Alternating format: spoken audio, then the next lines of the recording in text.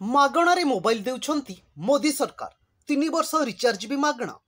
प्रधानमंत्री नरेंद्र मोदी नेतृत्व में एनडीए सरकार अनेक योजना आनिछंती, किंतु एही समय रे लोकंक मन रे गोटे नजर आसीची।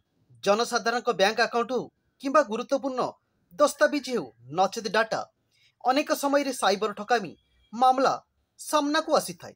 आउ अनेक समय रे सोशल मीडिया रे गुजब प्रचार जरिया रे फायदा उठाती साइबर ठक। केवल सेतिक नुहे, अनेक योजना बादरे मिथ्या गुजब मध्य प्रचारित होउची। एबे एभली एक वार्ता सोशल मीडिया रे बेस भाइराल हेबारे लागिची।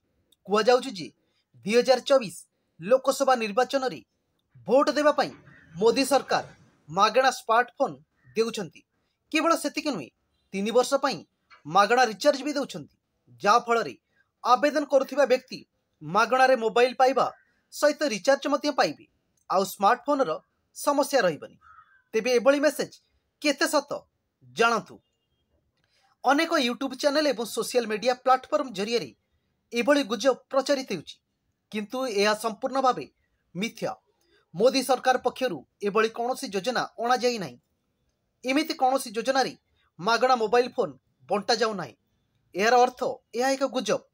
मोदी सरकार वर्तमान सुधा एभली योजना आनी नांती। एपरी परिस्थिति रे एही फेक न्यूज को अणदेखा करबा उचित। विशेष कथा होची लोकन को फांदरे पकाया पई स्कामर को द्वारा एक लिंक मध्य शेयर करा जाउची। एथिरे सेमानकु पंजीकरण करबाकू कुआ जाउची।